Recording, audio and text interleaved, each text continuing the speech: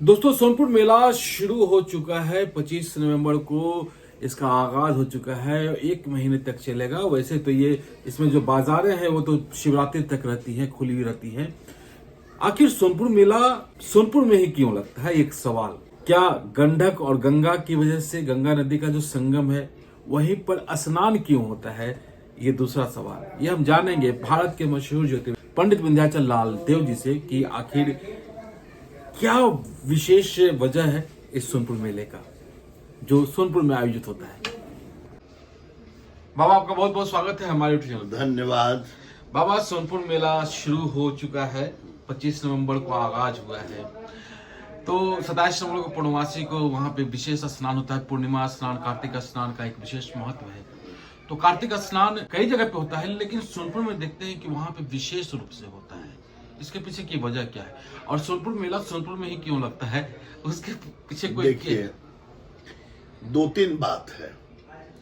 आप देखते हैं कि भारत में इलाहाबाद जो है वो बड़ा ही प्राचीन संगम के लिए कारक स्थान माना जाता है, और संगम जो होता है वो बड़ा ही महत्वपूर्ण जगह होता है। कहीं भी मिलन जो होता है ना, वो बड़ा ही महत्वपूर्ण, आनंददायक, सफलतादायक, प्रकृति से आशीर्वाद लेने के लिए कारक माना जाता है। आप हमेशा देखिएगा, दिन का अंत हो रहा है, रात्रि शुभारंभ हो रहा है, या रात्रि का अंत हो रहा है, दिन का शुभारंभ हो रहा है, या ये जो मास महीना होता है, और जैसे बरसात ऋतु का अंत हो रहा है और शरद ऋतु का आरंभ हो रहा है। चैत में जो है वो जाड़ा का, बसंत ऋतु का अंत हो रहा है और ग्रीष्म ऋतु आता है। तो आप नवरात्र मनाते हैं या जो भी माने जो पूजा होता है, तो उसी तरह से ये जो है यहाँ पर केवल संगम ही संगम है। अब आप देखिए, यहाँ सबसे बड़ा बात है कि यहाँ जो मंदिर है और शिव और नारायण का मिलन वाला मंदिर है कि नहीं है जी। सोनपुर में आप कौन मंदिर है जिसकी पूजा आप करते हैं? हरिहरनाथ मंदिर। हाँ, हरिहरनाथ मंदिर। हरि और हर दोनों का मिलन है। एक बात ये देखिए, यहाँ पर नदी का मिलन है, गंडक और गंगा। गौ से गंडक और गौ से गंगा दोनों ही मिल रहा है। यहाँ पर गज और ग्राह की लड़ाई हुई है। यहाँ पर गज की रक्षा का क्या अर्थ हुआ? कि दुराचार से मुक्ति दिलाना।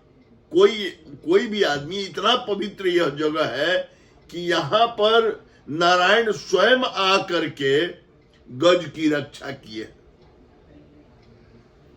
समझिए नहीं, निरीह व्यक्ति को कोई सता नहीं सकता है। ये बहुत ही पवित्र भूमि है। ये बहुत प्राचीन काल से यहाँ पर ये मेला का व्यवस्था है, और मेला लगता है मुख्य रूप से यहाँ जो है वो जो कार्तिक महीना में, पूर्णिमा में, कार्तिक महीना की पूर्णिमा के दिन जो हरिहर नाथ का जो दर्शन और पूजन होता है, और उसके बाद जो नया काम शुरू किया जाता है। और ये देखिए, ये यहीं पर क्यों लगता है? तो आप देखिए कि एक ऐसा जगह है जहां पूरे बिहार क्षेत्र को ये जोड़ता है। ये आप देख लीजिए, भौगोलिक दृष्टि से भी देख लीजिए, पूरे नॉर्थ बिहार, इधर south Bihar, east Bihar, west Bihar, सभी के ये बीच में है। यहां से रोहतास जाइए और यहां से सीतामढ़ी जाइए, दरभंगा जाइए, जो भी जगह जाइए, गोपालगंज जाइए, सभी के ये बीच में है। एक भौगोलिक इसकी एक महत्ता ये है। नदियों का मिलन दूसरा महत्व है, संगम हो जाता है। और साक्षात माने जो ईश्वर के दो प्रभावशाली शक्ति है, हरि और हर, एक मारने वाला और एक बचाने वाला, है ना, दोनों का मिलन, दोनों की पूजा यहाँ आप करते हैं एक ही जगह पर। हाँ, और ये कितना पवित्र जगह है कि आप संगम में स्नान करिए, जहां गंगा और गंडक मिल रहे वहां स्नान करिए, और हरिहर का दो संगम भगवान का जहां और शिव और नारायण की मिलन को दर्शन करिए, और इसके बाद आप सारे पापों से मुक्त होकर के, अब जब शिव और नारायण का, अब हरिहर का जब आपको दर्शन कर लिए तो अब आपको पापे लगा हुआ है, कोई पाप नहीं रहेगा। यहाँ तो पाप से मुक्ति के लिए कई साधन है, इसलिए इस जगह का इतना महत्व है।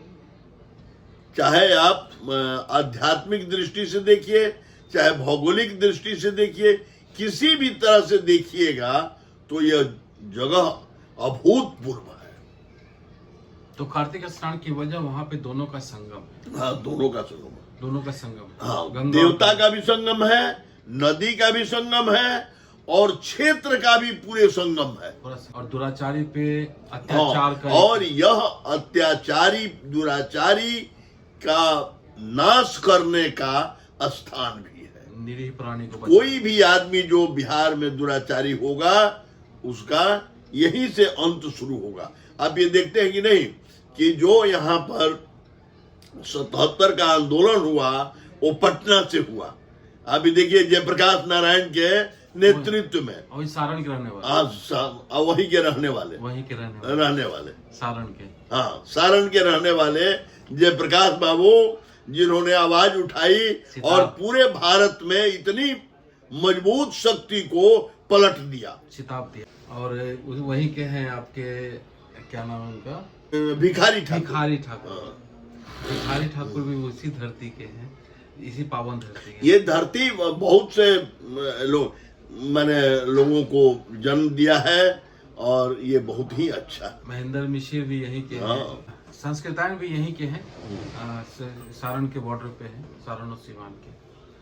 तो मतलब यहाँ पर जो है इसके मुख्य वजह यही है, संगम स्थल है, और संगम यहाँ पे देवताओं का है, संगम यहाँ पे अत्याचारी पर, निरीह पर अत्याचारी के पतन का संगम है, पतन का स्थान, गंगा गंडक का संगम है, और हरिहर मेला इसको कहते भी हैं, और सोनपुर मेला कहते भी हैं इसको।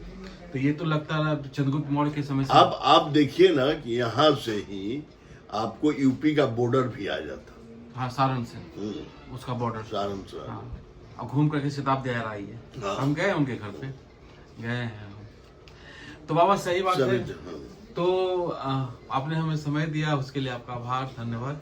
सोनपुर में ही सोनपुर मेला क्यों लगता है, इसका जवाब आप लोग को मिल गया होगा। बहुत ही पावन धरती है ये सोनपुर, और सोनपुर के लोग, इस पावन धरती पे इस मेला लगने की वजह है वहाँ का संगम होना। वहाँ पे ईश्वर का संगम है, नदियों का संगम है, और बुराई पे अच्छाई के जीत का संगम है, बुराई के संहार का स्थान है सोनपुर।